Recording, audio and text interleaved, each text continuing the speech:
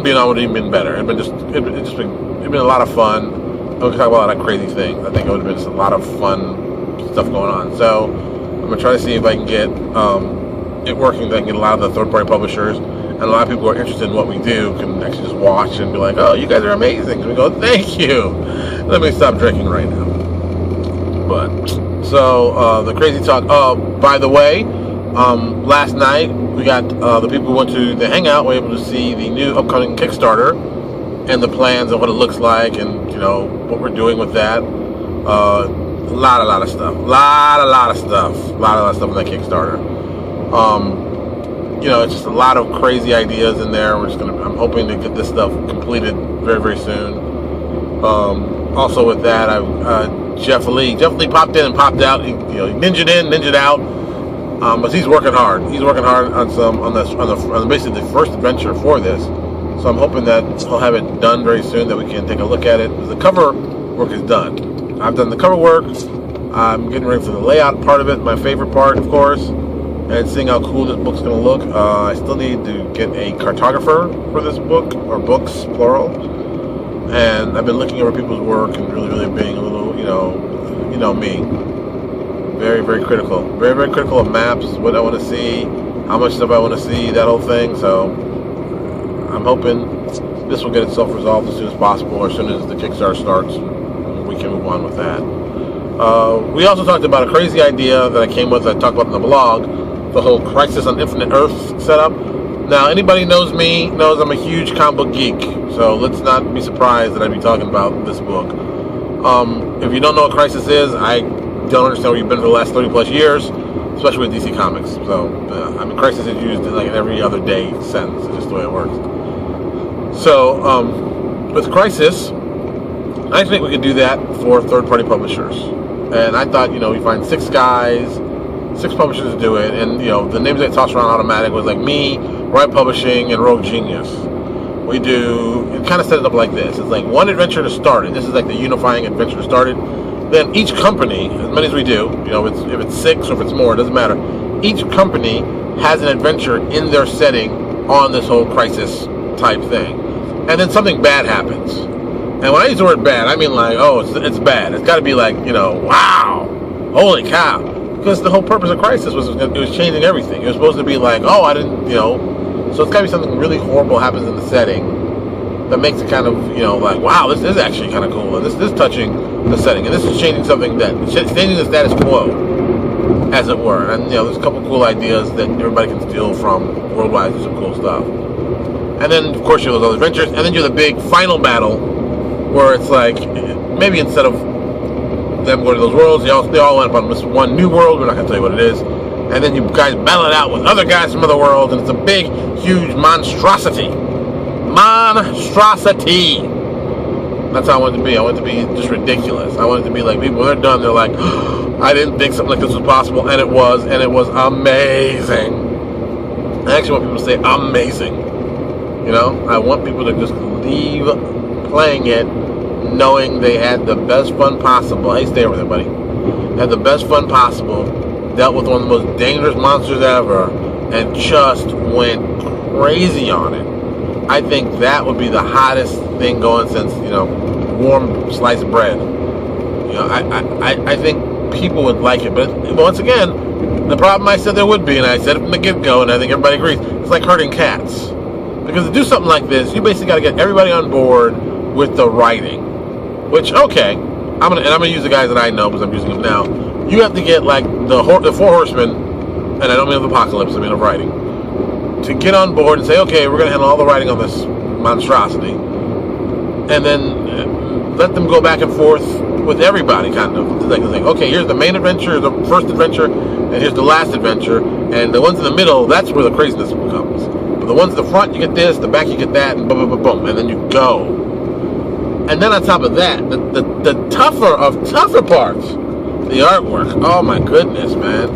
The artwork for this, I mean, don't get me wrong, I'd love to be able to do like a George Perez kind of spread every page, that kind of beauty and stuff. But that's expensive. You'd have to budget that like crazy expensive. There'd be so many like full page pieces that get to a point where you're like, holy cow. And when this thing was done, I mean, let's just figure this out. Let's do some crazy stuff. Let's suppose the first adventure is 64 pages, and the last one's 128. All right, so you're already at, what is that math? Since I can't think right now, 184. Is that right? 64, 182. I think that's right. No, 192. See what happens when you don't get any sleep? This is what happens when you're talking to people at 2 o'clock in the morning. You should be sleeping. You can't even do some simple math. Ridiculous. So that's 192 right there. And let's just suppose you do 6 worlds. And each one of the world's adventures are 32. We'll make those 32 just to keep costs down and keep mindset down and that whole thing. Let's just suppose this happens. This is me shaking my head telling you how crazy it sounds. Let's just suppose you got 32 times 6. 32 times 6, 12, not, what kind of math are you doing in your head? 36. This tells you I am just like blind drunk now. I've got to, I can't do this anymore. 18, 172 plus that of the 19. So we're talking about a book that may be somewhere heading north of 300 pages. I mean, all said and done. 300 pages. That's a lot of pages. With all the monsters and the items and the NPCs, and I mean, this could be one of the coolest books ever. And I'm not gonna lie to you, I'd love to be involved with that. Love to, no doubt. But let's just be honest. Some of us are egomaniacs. Some of us, and I use that nicely, saying some of us. I'm really talking about all of us, but you know, some of us are egomaniacs, and we might have some issues trying to do this to make it look cool.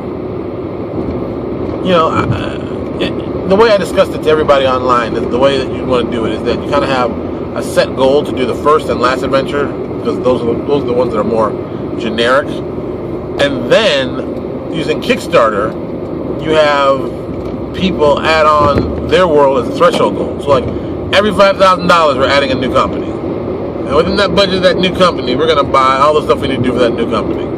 Do all the writing, editing, and art. Now, I don't know how this is going to be possible, but you're going to figure out a way to do it. You know, it's going to be tight. I can't even lie. It's going to be tight. But I think it's possible. I think you can pull off the miracle of this one.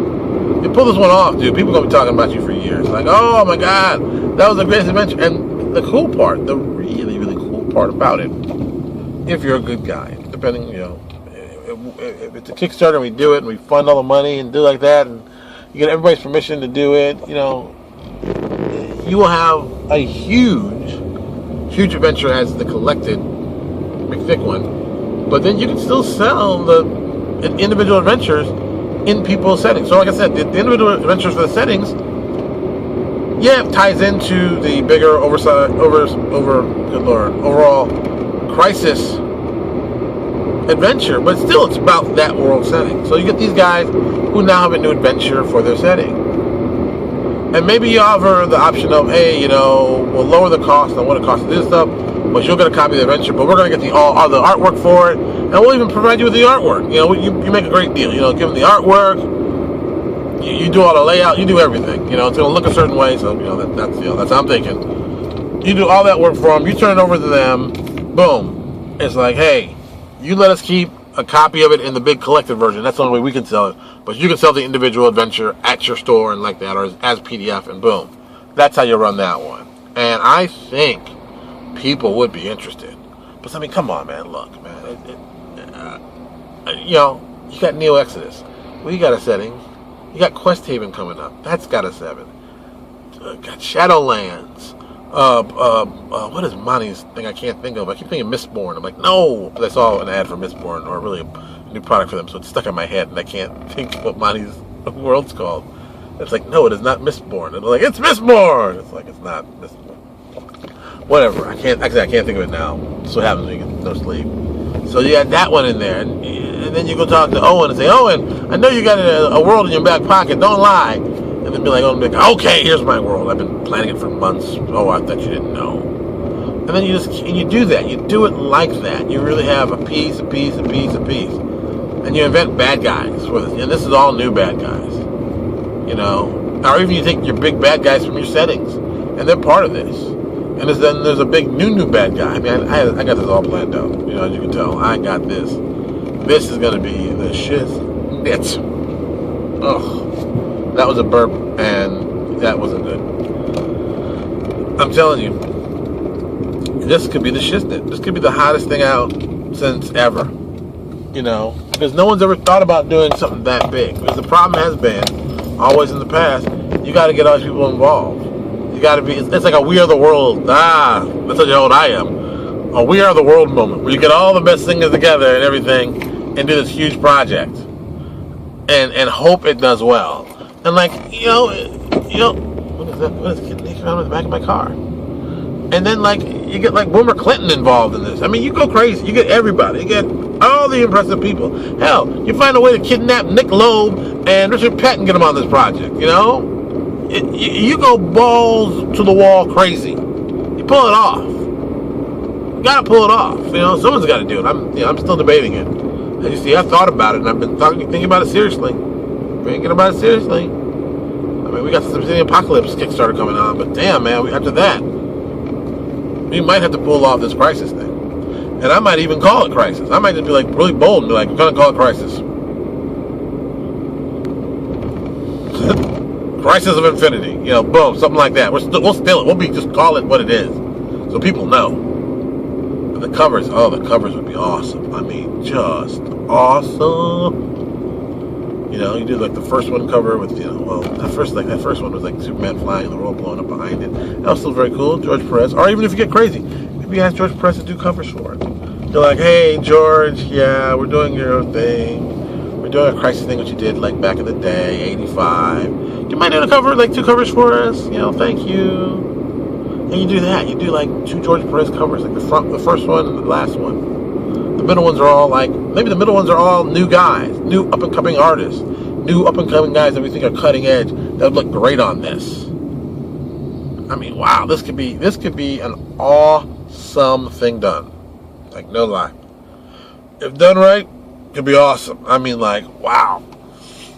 Whoa, jeez. I don't know, I'm going to get to this date today. I really don't. I'm going to get some coffee. I'm going to talk to one of my buddies and be like, we're getting coffee. I hate coffee. That tells you how bad I am. So, I'm just saying, I think it could work. But someone's got to want to jump up and herd these cats. And get these budgets right. Because, my God, man, these budgets are going to be, you know, crazy. You know. But you figure that, you know, do like 3 or 4 full-page pieces of art and chop those bad boys up in the adventure and have them over. Plus all the character designs. I mean, I could put a budget together what I think this is going to cost. And realistically, what it's going to cost. It's going to cost art-wise. We can see, and it's going to be expensive. You know, especially if you want to do, you know, 6 adventures. Well, the 6 internal, and you got the 2 on the outside. It's very, very. Here comes another comic reference. If you're not familiar, it kind of reminds me of even how I would do it. Would be like how Valiant did their Deathmate series, which was kind of cool. I gotta give them points on it. They did a series called Deathmate. This is the mid-90s ish, yeah, mid-90s, and they did it smart. They had the first adventure was called Alpha, and the last one was called Omega, and the adventures in the middle were all named by colors, which I was like, that's a great way to handle it, because, you know, people only go 1, 2, 3 because you'll assume that you gotta read it a certain way. Oh, I'm getting off at work. Oh, I'm gonna continue this as I walk up. I'll talk to one of my coworkers. Oh. You think I would feel this bad if I'd been drinking, but no sleep will do that to you too. Oh, it's my coworker Wendy. Wendy's very friendly. We'll probably talk to her as I get to the door, or maybe I'll just shut you guys off. But that's the plan. I got to think about what I'm gonna do. Hey, Wendy! Oh, I'm videotaping my little video blog as I'm struggling to get to work. So, just, you know, you can't be up at 2 o'clock in the morning talking to people and getting up at 5. I'm really too old for that. I really am. See, that's why I'm really too old for that. Hey, That's why you got to tell them, look, I got to go to bed. You know how it is. You know how it is. Hey, you ain't gonna pay my bills, okay? I'm old and foolish. Okay. I'm old and foolish. These things happen. You the only one. You the only one did. Oh no, I got the deed. I got my key. Well, pull your key out too. Oh, see what we're doing here? I got the deed. We're very secure. This is, I know, right, here we go. I got it. Too late. I got it. Okay, we're going on. Nah, I talk 2 o'clock. Don't know where I stay at 2 o'clock. You gotta be dang good. For me to stay at 2 o'clock. I'll just say I'm a tired man. I'm a tired man today. I'm not going to be doing a lot. If I fall asleep at my desk, it happens. Just sit there and just say, ooh, come on. You know, it's a rough Friday. See you later. Oh, so that was Wendy. I'm going to my dark office. Oh. Hey, here's my computer. So yeah, that's the plan. We're gonna be doing all kinds of crazy stuff. All right. To get my day started, I will talk to you all later. Crazy idea. It could work.